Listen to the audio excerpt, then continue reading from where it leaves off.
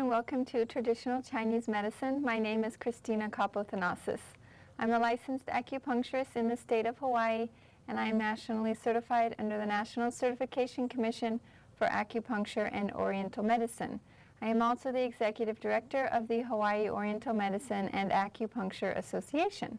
Thank you for joining me today. Today I'm going to share a little bit more about Chinese nutrition. Today I will be talking about different kinds of nuts and seeds, both in our daily cooking and what we eat, and then also in terms of Chinese herbs and medicinal nuts and seeds. Today I brought a selection to share with you, as you can see here in front of you on the table, and I'd like to go over with you the different qualities and properties, thermal nature, and organs that these nuts and seeds are associated with. In Chinese medicine, all of the herbs have different qualities. The thermal qualities are the effect they have on the body, whether they warm the body, they're neutral, or they cool the body. And then according to the Chinese flavors, the sour, sweet, salty, bitter, and sweet, then we have different kinds of dry, they say se, which is a little bit like a drying flavor. We don't have that in English. And xin, which is also a dispersing kind of flavor. So of the Chinese flavors, the herbs and the food that we eat are classified into different flavors. They can have more one flavor associated with each, and that will also affect the property or the function that it has for the body. And then each seed or nut will have different effects on different organs. Some will work more with the heart, but most will work with the digestive system. Some will work with the liver and kidneys. And so we can go over those differential diagnosis points, and then also the specific functions that they have. Nuts and seeds in general all have a moisturizing effect on the body and on the large intestine, but some of them have interesting properties in and of themselves. So we can start with some of the seeds. Probably one of my favorite seeds is the black sesame seed, and today I brought it for you in the ground up form. I don't know if we can see this one clearly. This is the black sesame seed already ground up into a fine powder. It's easily digestible when it's ground up like that, but usually we can see the black sesame seed whole, and we can see it sprinkled on rice, or sometimes the white sesame seeds are used in a paste called tahini sauce and different dips and spreads, especially the Middle Eastern dip of hummus. So black sesame seeds are sweet and they are neutral in their thermal nature, so they won't warm specifically or cool the body.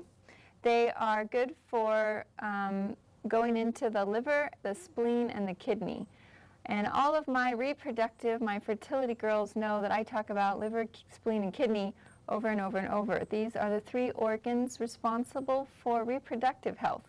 So if we want to boost our liver, spleen, and kidneys, the black sesame seeds are the most excellent to use. It can help build the liver and kidneys, and it can build the blood. It builds essence, which is a special quality that is different from blood and fluids in the body. It's something like a vitality that keeps us alive, our light, our fire, and as we get older, that will extinguish, so we need to keep it as strong as long as we possibly can. It will also help to nourish the large intestine and help with elimination.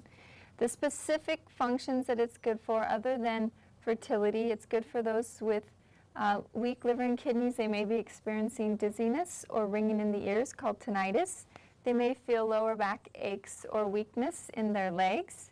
And all the women, and possibly men, should include this into their daily diet, maybe in a smoothie or sprinkled in with their cereal, because it prevents early graying of the hair. So this is one of my favorite qualities of that. It helps to keep the skin nice and supple, and then for women who are pregnant and have trouble lactating or breastfeeding, this is a wonderful herb/food. Contraindications would be that we wouldn't want to give it to people with loose stools, since it helps with elimination, or women with excessive vaginal discharge, or men with erectile dysfunction problems. So this is a wonderful seed that we use in Chinese medicine all the time. A couple other seeds that are used in Chinese cooking, especially the desserts. The lotus seed, so the lotus flower, everybody probably can imagine that, and then the green pod thing that has all these little white round things, and I didn't bring that today, I'm sorry I didn't have any, but it's a neutral flavor, and it's dry, and it has that, I was trying to say it's a little bit like a grittiness, if you will. And this helps with the spleen, the kidney, and the heart. So what I usually use the lotus seed for is to help calm the spirit. It's wonderful for pregnant women because it can not only help to calm them, but it can help to prevent the miscarriage because it strengthens the spleen and has an upward effect. So I use this with baihe and almonds in a soup with pears, and then we can help them sleep and help keep their bowel movements excellent because some women suffer from constipation, and then we can also prevent the miscarriage. So it's excellent for people with sleeping problems or any kind of disorders where they don't feel calm, and it can also help with loose stools, incontinence, especially for elderly gentlemen, and then for women who have heavy periods or lots of vaginal discharge, that dry or quality of the food will help to stop that up.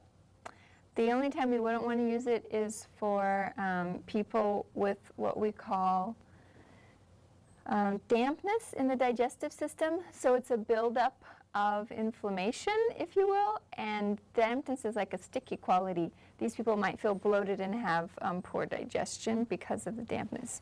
And in that case, we wouldn't want to use it. But other than that, it's a beautiful seed. Sometimes the white seed will have a smaller green seed inside, and this is actually very bitter. So unless we're trying to break the heart fire, we would want to take those out, or it will make the taste of the soup unpleasant. Another nut that we use in Chinese medicine, and it's also used in Chinese cooking, is the ginkgo nut. That's a little yellow oblong nut that's soft, and it has a different consistency than all the other dried nuts I brought here today. The qualities of that are that it is sweet and a little bitter. It has the dry feeling again, and it's neutral in its thermal nature. The only problem with the ginkgo is that it has a mild toxicity, so we cannot eat many ginkgo every day on a long-term basis. But it's excellent for the lungs and the kidneys. It's good for people with lung problems. So if we have cough or if we have asthma or any kind of wheezing problems, and then if the urination is frequent, or there's incontinence, or there's lots of downward action, then we can use that. We just have to make sure the dosage of that is 3 to 9 grams per day. So just if you have 2 or 3 ginkgo, that would be sufficient. One more herb / food that we use is called qianshi. There are these little half open pods on the outside. They're brown, on the inside they're white. You can't get these at the regular grocery store. The bottles that I have here on the side are more that I specifically use in the pharmacy, and the ones that you see on this side in the bowls are more that I would use in food and cooking. Qianshi in English, they call it the gorgon nut or the fox nut. It's also used in Ayurvedic or Indian medicine. And the qualities of the gorgon or foxnut are that it is sweet and a little dry. It's neutral also in its thermal property. When it cooks up, it seems to be almost more like a grain, but it's a nut. It goes into the spleen and the large intestine, and it's excellent for helping to contract things. So we would use this for people who are having loose stools or frequent urination because of a weakened spleen.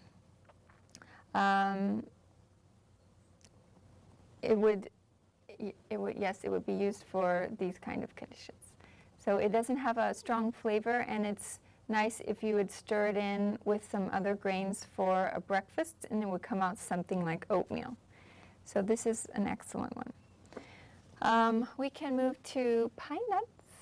Pine nuts, probably people know these small, somewhat oily nuts with a strong flavor.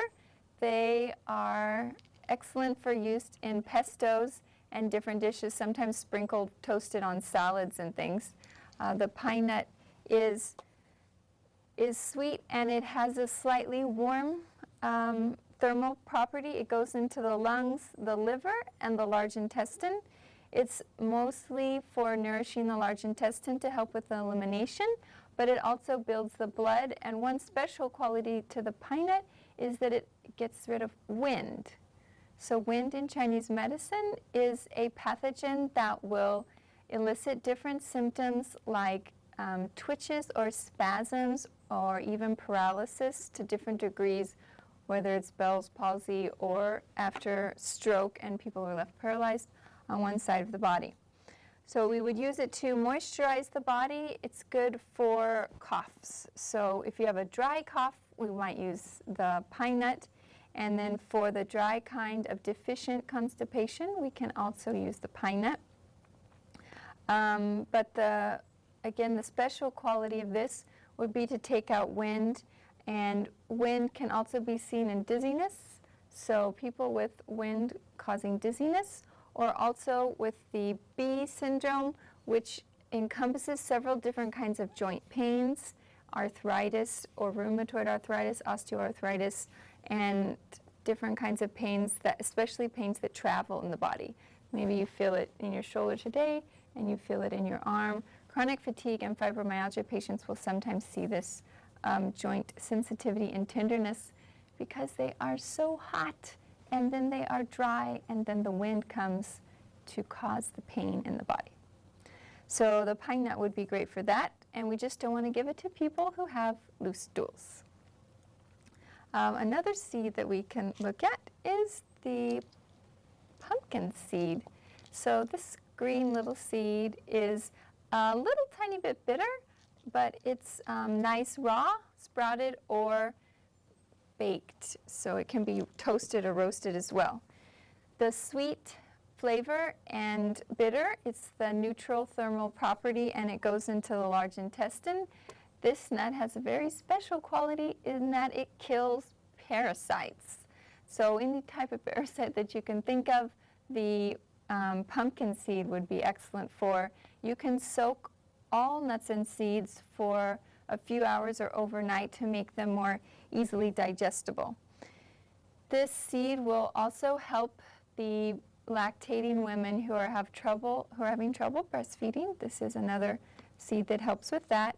And then it's good for people with swelling or edema. People can have swelling in their face, around their eyes, if they're having heart or kidney problems, and also in the lower legs, or it can just be overall joint swelling. The next seed we can look at is the almonds. So I have the regular almonds that we eat here. I don't know if you can see these. And I wanted you to compare them to the medicinal almonds because they are quite different. Can you see those? These are more brown and they're larger. Can we look at these? And so these are brown and quite large. And then these are tiny, tiny, tiny white ones. Of course, these are shelled, whereas these are not, but I just thought I'd show you the difference in the size, which is quite large. The almonds that we eat every day are, of course, fine, and we can eat them by the handful, but the medicinal almonds could be toxic if we ate them in the handfuls. So we would have to use those in the special dosages of 3 to 10 grams, but they have similar qualities. They're good for, they're slightly warm and they're sweet, but they're both good for helping to stop the cough and asthma and to help people eliminate. The specific nature of the medicinal almonds, though, are that we don't want to give these to people who have a very dry cough, because yin shu deficient coughs will not benefit from this. It would be a little bit better if we used this for coughs that have phlegm, because these will be slightly drying. So that's the only thing that's a little bit different. But they're not that big of a stretch. It's still food is medicine and medicine is food. The next one we can talk about is the pecan nut. So here are the pecans for today. They look very nice and plump. So these are halved pecans, and their nature is that they will boost the kidneys, and they will, it's called 补中益气, which means that we're going to boost the middle and the qi. That means that it's strengthening the stomach and the spleen, which are the root of our digestive system, and helping things from going down. So we don't want prolapsed organs, prolapsed stomach or bladder or rectum. We don't want frequent urination or loose stools or vaginal discharge. It's very moisturizing, and it's also good, again, like the black sesame, to keep the hair dark. We don't want to get gray early. So we use it for people with qi deficiency, which can also mean that we're boosting the lungs. We're going to boost the kidneys with it, and it's since it helps to build the digestive system through the spleen and the stomach, that means that we're going to extract more nutrients from our food, and then we would be able to boost the blood and the qi through this indirect route. It's excellent for people who are under a lot of stress, especially mental stress, because it's somewhat like the walnut, which is also used to boost the brain, and the marrow, which we burn off by thinking too much. The only reason we can't use this is for people who are hot and yin deficient. Something like dehydrated, too little fluid and blood in the body makes them hot, or if they're having loose stools. So while we're talking about this one, we just go ahead and talk about the walnut. Here in Hawaii, I don't use the walnut, and I don't recommend people eat walnut, even though it would be nice for people living in a cooler climate. Because we live in 82 degrees weather year-round, and we never have any cold weather, then there's a lot of heat here on this island. We also have trade winds, which help to dry out the island, and the constant wind plus the fog, whatever mix it may be. Definitely our food is not nearly as spicy as that in southern China, but we have a lot of yin deficiency here. So the walnut is much hotter than the pecan, and it can give people skin conditions. It can give them bowel movement problems and hemorrhoids, and make them not sleep well. So walnut, for too hot of a climate of people or too hot of an individual constitution, we should avoid. But in general, they are good. They're warm and they're dry. They boost the kidney, the liver, and the lungs, and they will help with coughs and urination. We just don't use them here in Hawaii. The cashew, which is, maybe you know by the half-moon shaped, I don't know if you can see that well, the half-moon shaped nut or seed. It's sweet and neutral thermal nature. It's good for thirst, so it would be good for those, oh perfect, it would be good for those with diabetes, and it would be good for those with cough that has phlegm associated with it. It would help to dry, so that would be one thing you can use. And the most lovely part of the cashew nut is that it is calming.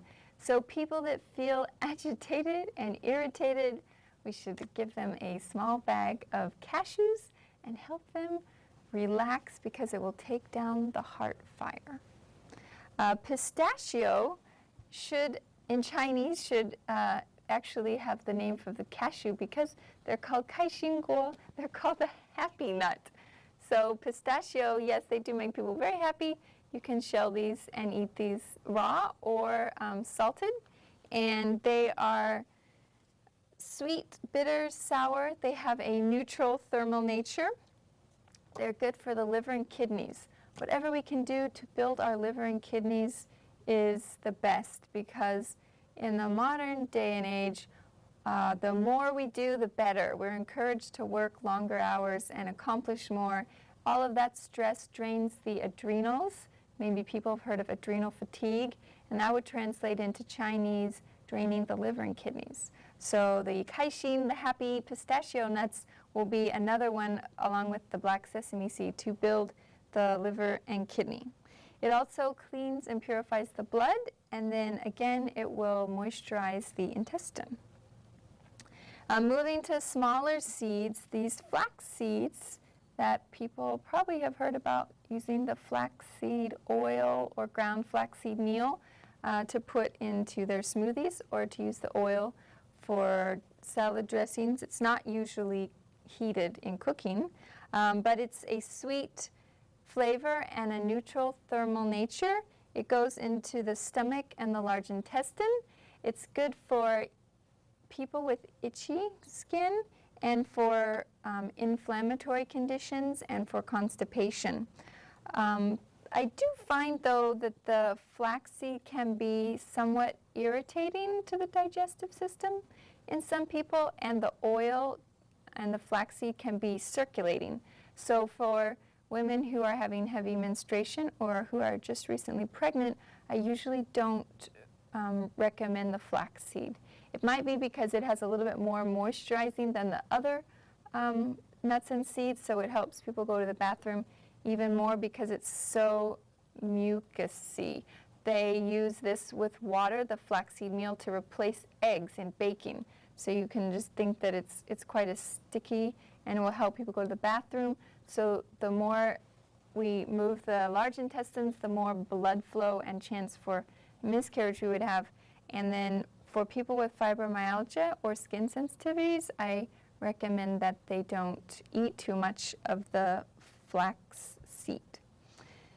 Hemp seed. Hemp is such a hot topic these days. So here are the whole hemp seeds.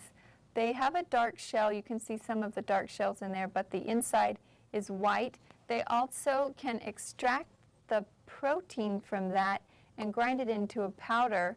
Hemp protein powder, I usually recommend for people who are using it, using the whey and the casein, which is the milk protein powder. It's the protein from milk that's very poisonous, and we do not want to drink dairy products or eat anything having to do with casein and whey.